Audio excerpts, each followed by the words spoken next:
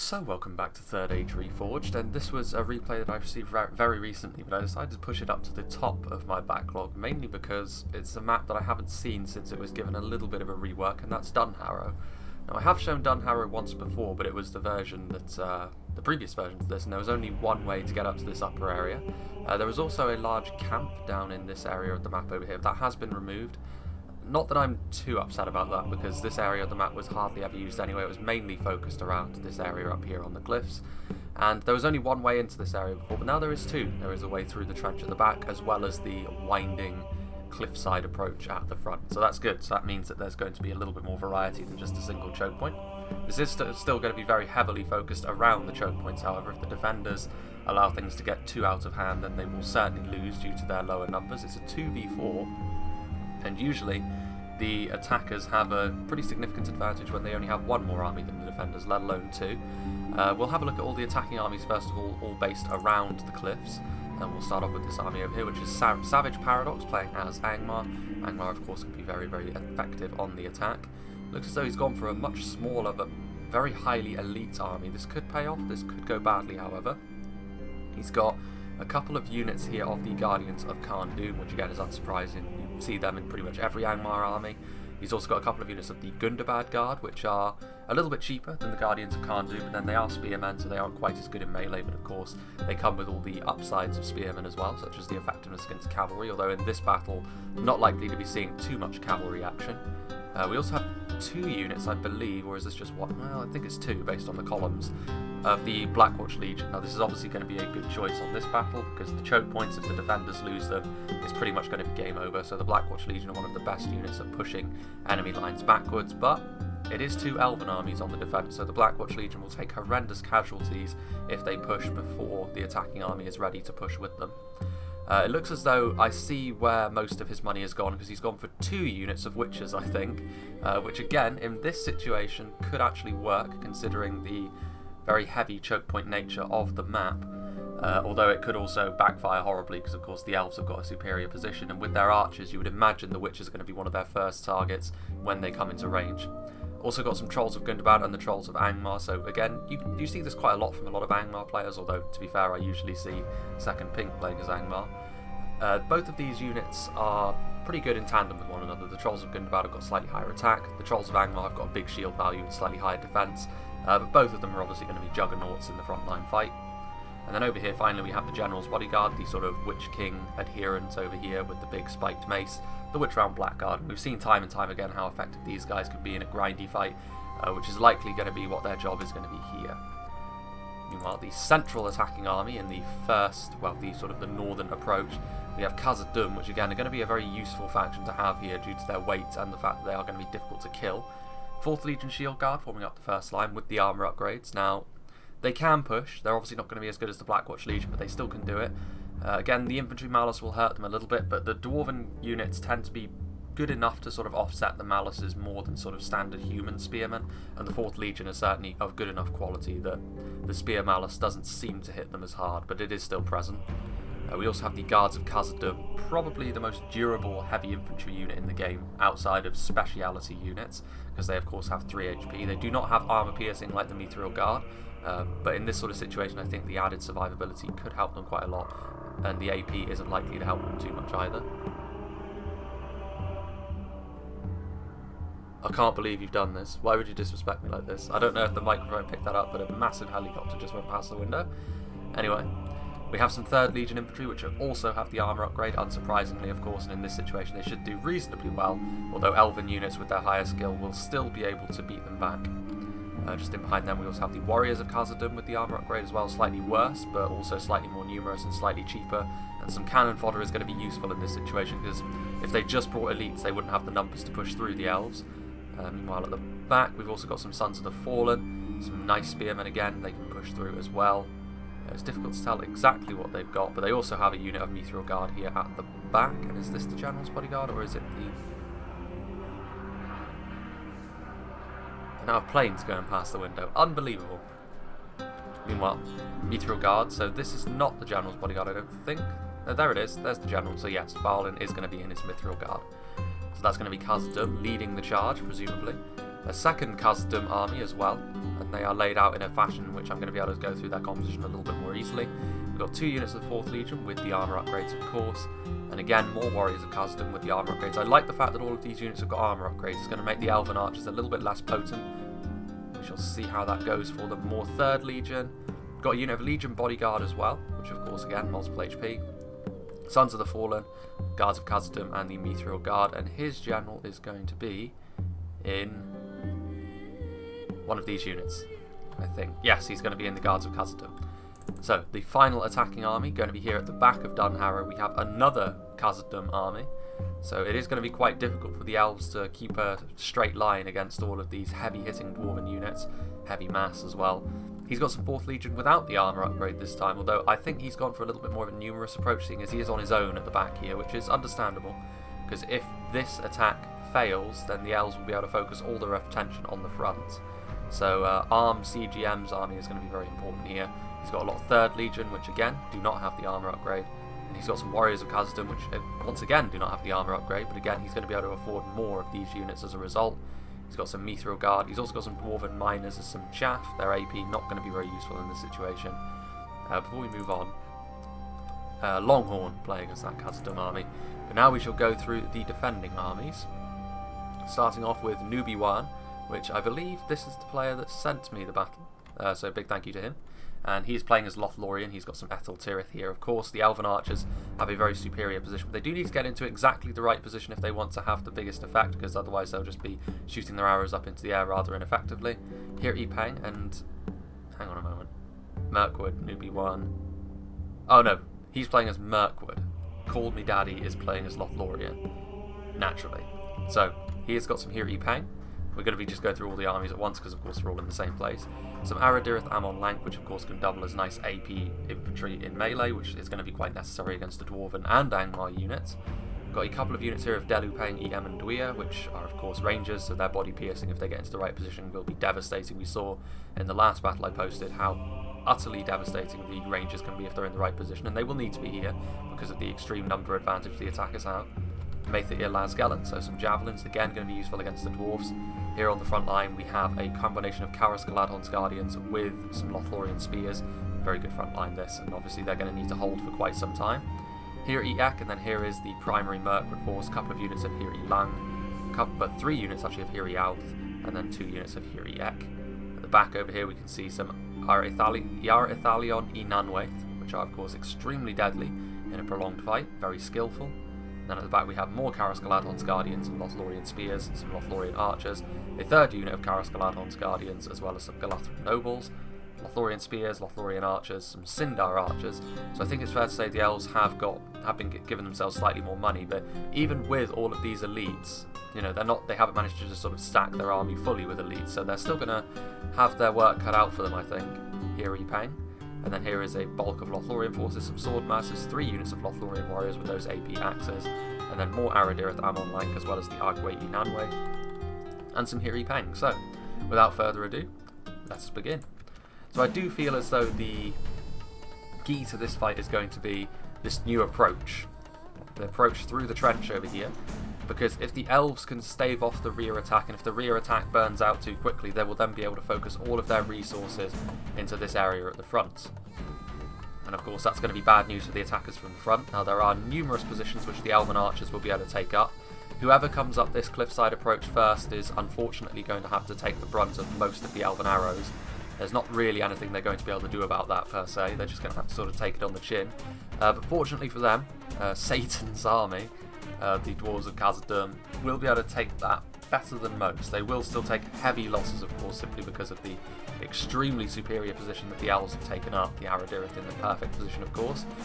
There is the fact as well that the first unit they're going to have to try and go through are Karas Galadhon's Guardians, the singular best pike unit in the game. Usually you don't see more than 1 of them, but here in this defence we are seeing 3.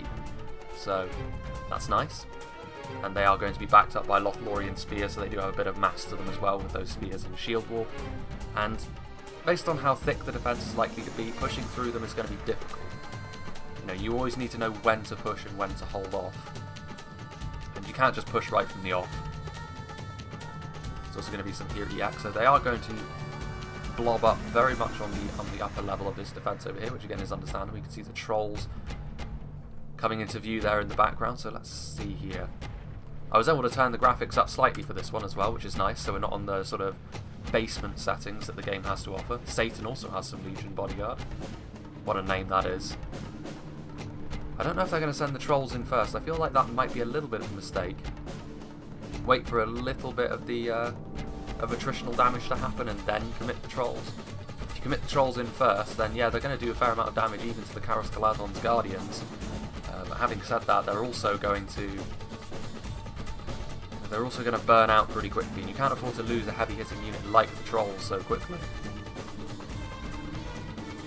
See how this goes. I mean, this is going to be brutal for the attackers as well, because I mean, the elves have managed to sort of set their table right up here, and there is no way around this. I mean, under normal circumstances in a siege, you would try and find the path of least resistance, but there's only one way in for the attackers here, and the elves have already stacked themselves up in a position where their archers are going to do immense damage on the approach. So it is probably for the best that, you know, we're seeing so many dwarves on the field today. While the rear attack still just sort of is a long way through that trench, to be fair. And they have the, in terms of individual units, the weakest, simply because they haven't upgraded their armour. And they will have to go through all of these archers as well. Sindar archers all layered as well, so the defenders have certainly set themselves out well. But of course they will have significantly less manpower than the attackers. Goblin trackers. Interesting that they have brought some archers at the very least, although I'm not sure on this map whether they're going to have much joy in using them. Getting into a position where they can actually fire is going to be exceedingly difficult. And by the time they break through and get into the top, the match will be all but over one way or the other. This is a heavily layered spear wall though. The trolls are going to move in first. Interesting move.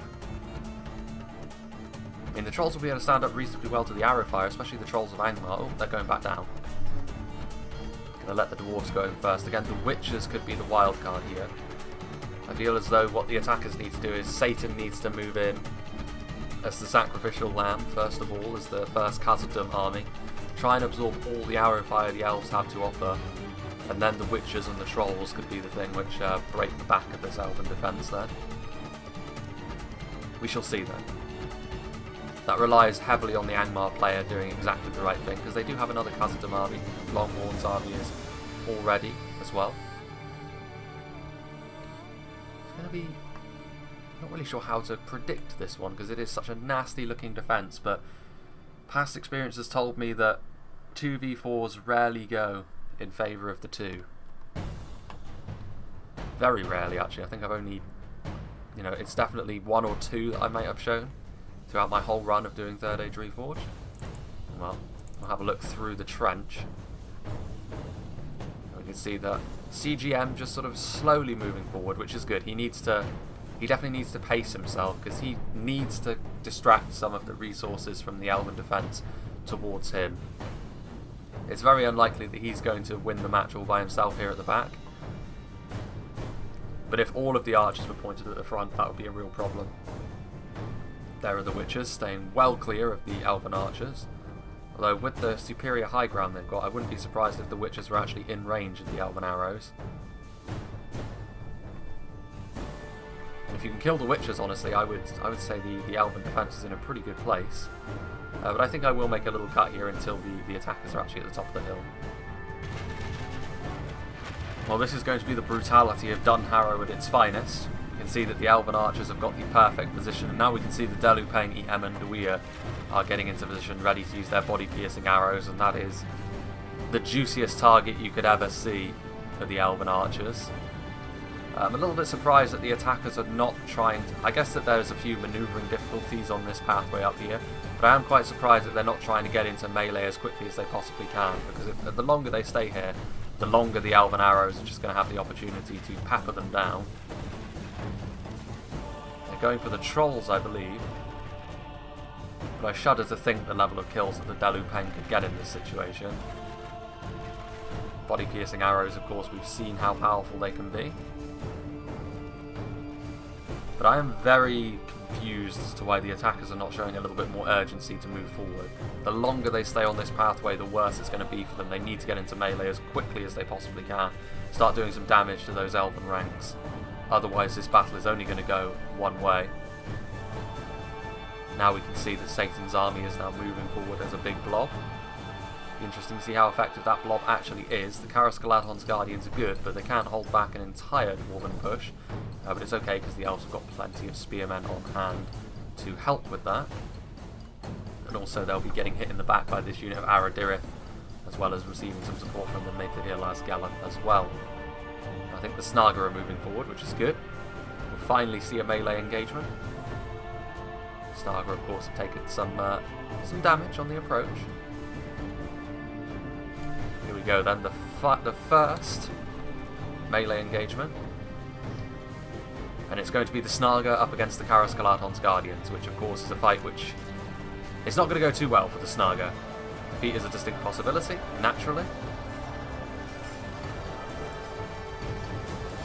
Now, the Snaga are actually not terrible at getting kills against sort of basic units, provided you can saturate the line, but in this situation they're not really going to get too far. Fortunately for them, however, they are going to be backed up by some 4th Legion relatively soon. The Trolls are also coming forward, one of the units of Trolls at any rate, the Trolls of Gundabad. So they are sort of pacing themselves, the attackers, and to be fair, if they can kill the Karascalaton's Guardians with the Trolls, or at least a decent number of them, the Dwarven infantry will become that much more dangerous. And it's going to come down to whether or not the defenders can utilise their arrows wisely as well. They're going to need to use them in exactly the right way, otherwise they are going to struggle, even with all the elites they've got in terms of their infantry. Here come the Trolls of Gundabad, charging right into the pike formation. Now at this point, if they can get a lot of these 4th and 3rd Legion units in there as well, that's going to be good for them. But the Maethir are going to be throwing their javelins in there as well, and that's going to be AP damage being poured into them. So I can't imagine the Trolls are going to have too much in the way of staying power. They do have the Trolls of Angmar approaching as well. Karascalaton's Guardians have only lost a few unit models. You have to remember that they do have hit points, so they will last a little bit longer than standard pikes in this sort of situation. Here come the Dwarven units. I can imagine that the frame rate is going to go down a little bit based on the sort of tactics the attackers are going to have to use to try and get through here. The Snaga are, of course, wavering, but also the Trolls of Gundabad starting to fall away pretty quickly, without killing too many of the Karascalaton's Guardians as well. Trolls of Angmar are also going to come in. They of course have their shields, but that's not going to affect them too much when they're going to be getting hit in the back by the Aradirith. Maethir trying to get into a different position. I think the Trolls are going to try and retreat. They're not exactly in the best of positions at this point. Who knows the level of kills that we're going to be seeing down here, because it is going to be the Delupane which are going to get casualties down here. You can already see that there's a lot of bodies down here on the corner, and you can also hear the effect of the body-piercing projectiles. Again, this isn't a hugely long battle, so I'd imagine that the overall shape of the battle is going to take shape pretty quickly. The Aradirith, of course, have got a perfect shot here into the back of all of these forces. The balance of forces is evenly matched. The sheer amount of dwarves that they've got here are going to be difficult to reconcile with. The elves are going to have to show a lot of staying power if they're going to win this. Speaking of which, Karascalaton's Guardians still haven't taken too much in the way of losses. It's a rather fortunate position for the elves to be in, because it's very difficult to push the pikes out of the way fully. Let's see here. Losing a few frames, but it's not actually as bad as I thought it was going to be. These Lothlorien spears are actually pointing the wrong way, which is not great for them. And they are the ones that have taken the vast bulk of the casualties thus far. But the attackers, of course, is going to be really brutal for them. Here we can see the Trolls of Angmar still undecided on what to do, really. Those Dwarven units down there taking some pretty hefty body-piercing damage. 3rd Legion trying to push forward, but they're not going to get too far, I don't think. They might be able to push through the pikes, but all that's waiting for them is a secondary spear line here from the Hiri Ek, which, even with the spear malices, there's so many of them in a densely packed location that the dwarves are not going to make too much in the way of inroads at the moment. Although the Karas Galadhon's Guardians will be taking attritional damage, and as soon as their hit points are all expended, they should be starting to fall. And as soon as the pikes are gone, of course, then it's just a case of trying to slowly but surely wear down the Elven Spears, which the attacking infantry is more than capable of doing, even with all of this damage they're taking. But those Witchers are lurking with intent at the bottom of the hill, as well as the Witcher on Blackguard. That will undoubtedly be the final wave of the attack. Perhaps. So far, though, a lot of these arrows are finding their mark. And there goes the Maith Ilasgalan. The armor-piercing damage will be very welcome against these dwarven forces. Meanwhile, what's happening in the trench? Oh, there goes my frames. So they're marching forward. Now, something else that I didn't actually notice is whether or not these guys have any archers back here, and I don't think he does. If CGM did have some Orc Hunters of Khazad-dûm, we could have sent them forward to try and soften the elves up. They would, of course, lost the skirmish fight pretty badly, but it would have also elongated his fight a little bit longer, which is the best he can hope for, I think. Meanwhile, getting into the front line here, the dwarves are pushing them back slowly but surely. The pikes are now in a sort of banana formation with the Hiri Ek, and as another unit of the Mirkwood Spears are going to move forward to try and hold the front line.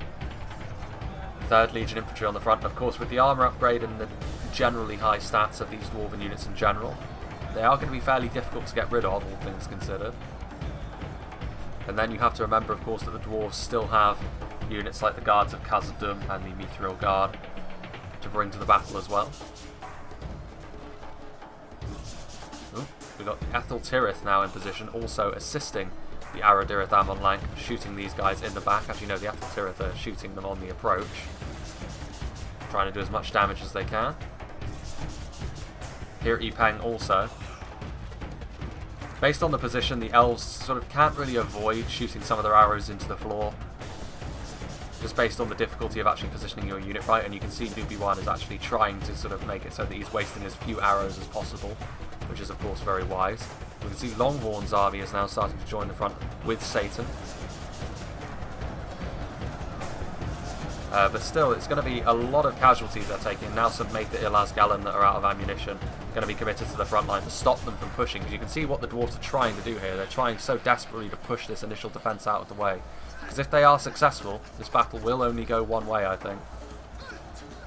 And they will be pushed back. But now the Delupang are here, and they're going to be able to shoot their body-piercing projectiles point blank into the dwarven advance, as well as the Maith Ilasgalan with their javelins. The elves do have sufficient reserves to stop this initial push, but it's whether or not they have to commit so much that later on units like the Blackwatch Legion become far more of a problem. You can see there is technically a gap over here as well, but Hiri Alth are in there. Hiri Alth and Hiri Lang ready. And of course the Elven Skirmishers, when they're out of ammunition, of which there are plenty at this point in time, will be pretty capable melee combatants as well, but you can see that the dwarves are now pushing as one massive army. The trolls are also on the way. But the Karas Galadhon's Guardians still very much alive. They've just been pushed backwards. Here Ipeng trying to get into a different position to fire. The Delupang Iamanduia.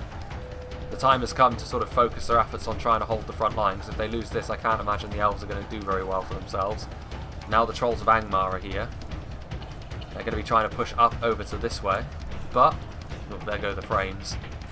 I should have known a battle this heavily based around a choke point would drop frames heavily. But a couple of units of Hiri Alth. I can't imagine the Trolls are going to break through, but they will do a decent amount of damage from this position. We'll see if the elves have what it takes to make that stick. Meanwhile, here in the back lines, only half the enemy force remains. The first of CGM's units have come into range of the archers at the rear, which is primarily archers from Lothlorien. And over here, I think the defenders have got sufficient resources over here to deal, or at least hold CGM at bay for the time being, because the real problem is over here, where they're having to blob up pretty substantially just to stop the Dwarven advance with the support of the Angmar Trolls. Although, with all of these Hiri Alth, the Trolls of Angmar will probably fall by the wayside soon enough. Maith Ilasgalan getting into, again, a nice position to use their javelins. And these javelins are very important. There's a lot of these units of Maith Ilasgalan as well, which against the dwarves doesn't really surprise me. They're not bad in melee, but I've always found them to be a little bit underwhelming in melee, just based on their stats. Aradirith Amon Lank moving forward. The Trolls trying to get to the Maitha Ilasgalan. But at this point I think they've taken some casualties, indeed they have, so their hit points are almost certainly gone. So I can't imagine they're going to last too much longer. Oof. Let's try and turn the speed down so we can actually have a look at what's going on in the guts of this fight. We can see that the Warriors of Khazad-dûm have managed to push up here. It's no longer a thin line which the Elves have to defend, which is bad for them. Come on, game. Apologies for that. But now, we can see 4th Legion leading the way with the Warriors of Khazad-dûm with their armour upgrade following them in.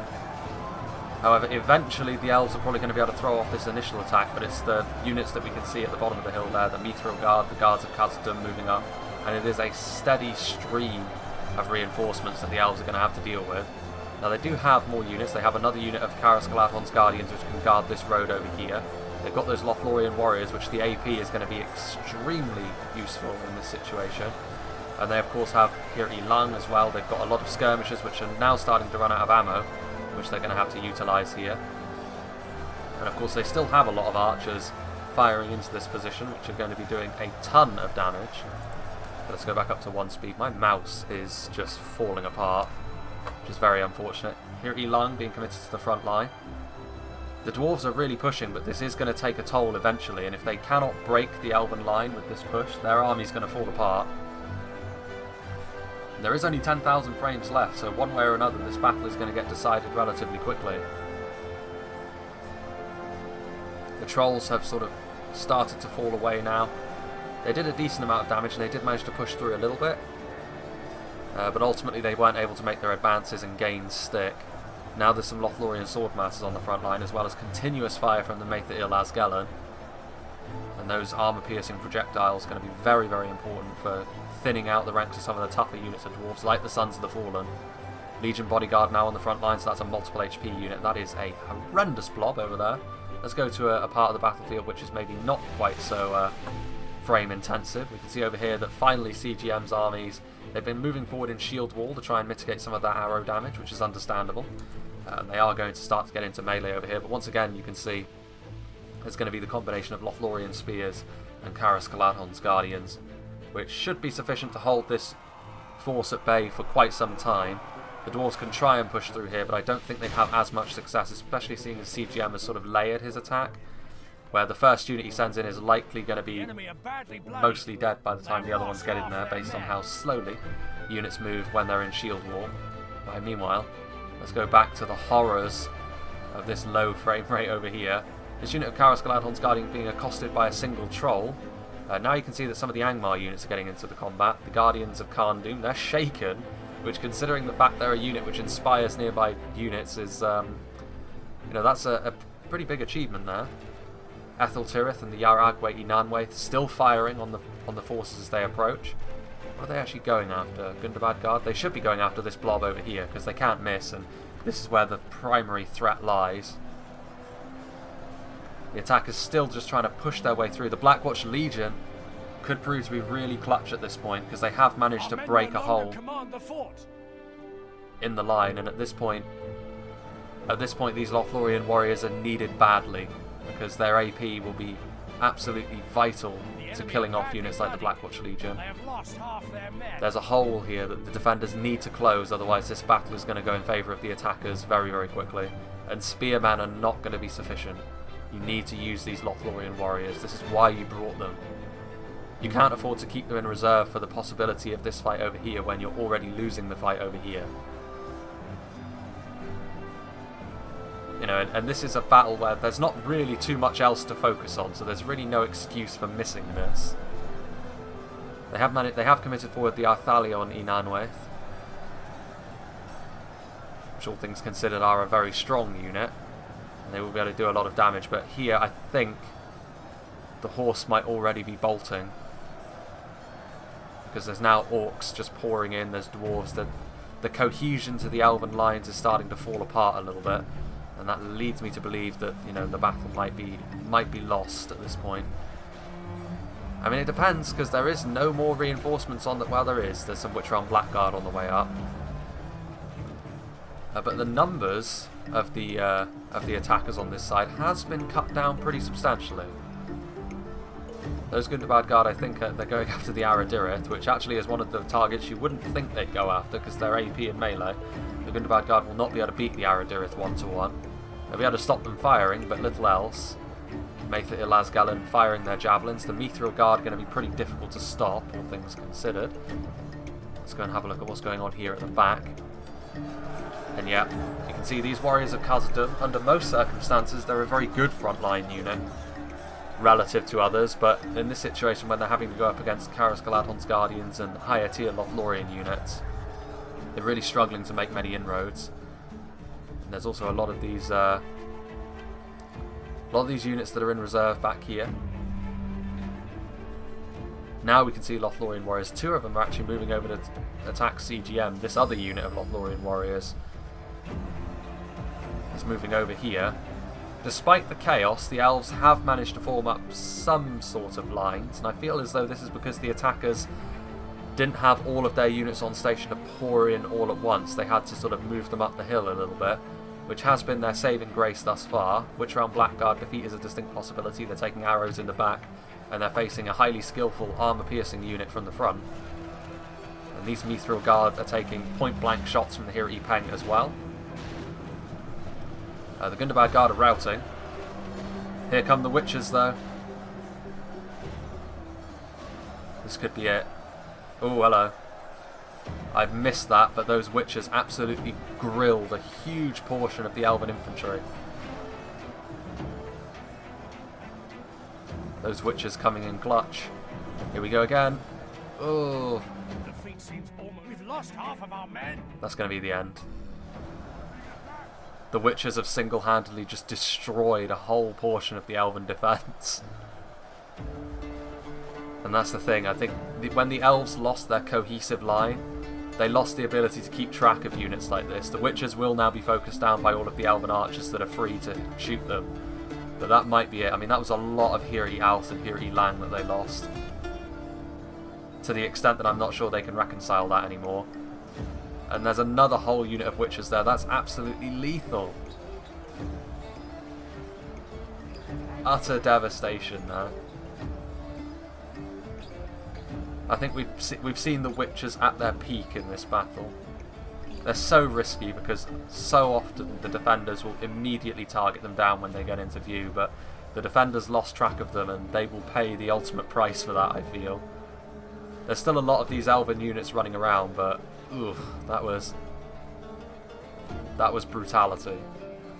There's still a unit of 13 of them over here. I mean, if they get another shot off, they could kill this Maethir Ilazgalen, this Hiri Peng. Look at all of the Elven arrows just pouring into them. They see the threat that they pose. Yeah, they're starting to fall now.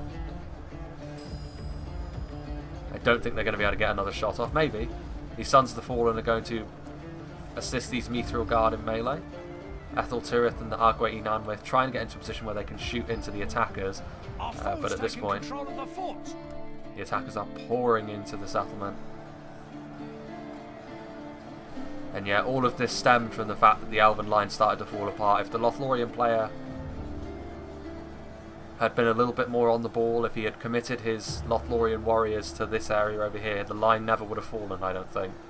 And then the Witches would not have been able to utilise their ammunition as easily as they did. The enemy is no longer in command of the fort. Because they basically split this entire position of the Elven line. I mean, they must have got an ungodly amount of kills based on their ammunition.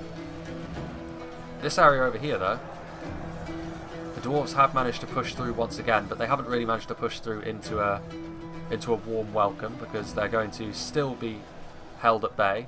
CGM, I think, would be able to, the defenders should be able to keep CGM at bay for quite some time, but that really isn't the problem at this point in time. Guards of Khazad-dûm. There goes Thranduil. At the hands of the Legion bodyguard. I'm going to need to try and get a screenshot of those Witches for the thumbnail. Because that was brutal. I've never seen the Witches do so much damage before.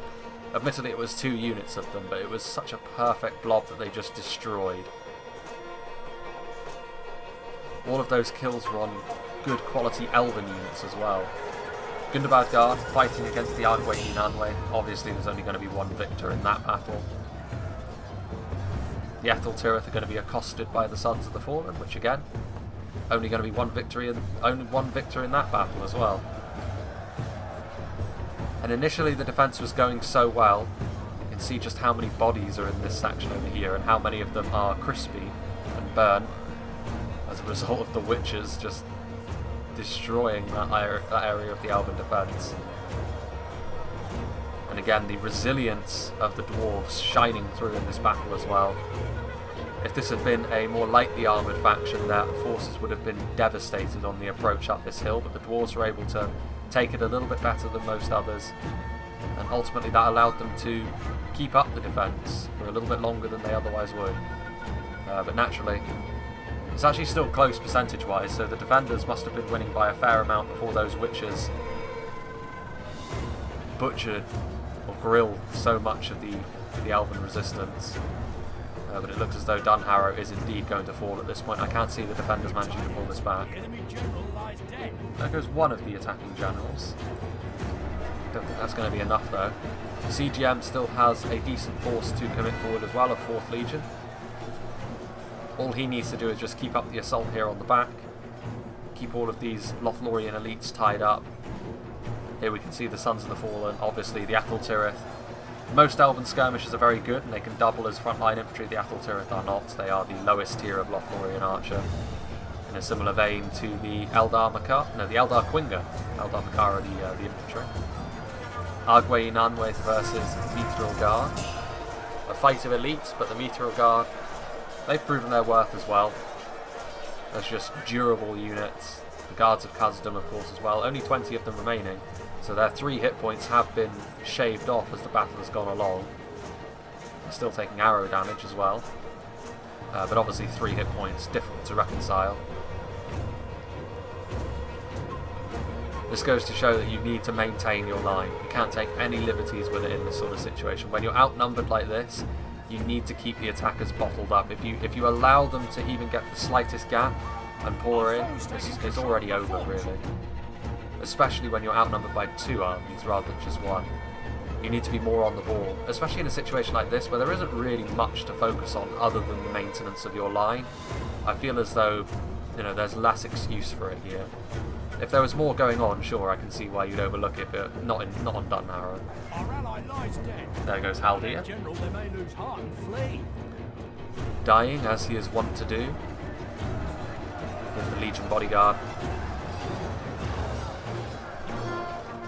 The cheapest version of the higher tier Khazad-dûm units. At this point, the frontal Elven defense has been almost completely destroyed. The Witch-Round Blackguard, who once again have seen combat in the thickest of fighting, and once again they will live to tell the tale. Very impressive most of the times that I've shown them the Witch-Round Blackguard. They're also a fantastic looking unit. I love the fact that they are sort of reminiscent of the Witch King. But mainly, most of the Elven resistance at this point is located at the back, and they are just being overwhelmed through sheer numbers. The Galathram nobles are even broken. They're fighting to the death, but Lothlorien's, arguably Lothlorien's finest unit. The Sindar Archers and the Karas Galadhon's Guardians might have something to say about that, but it's a matter of preference.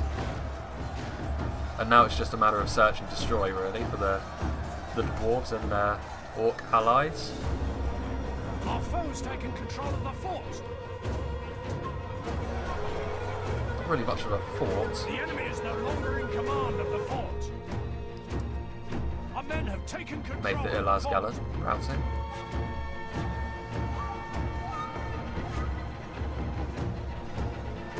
And we may as well just go up to 2 speed as this happens.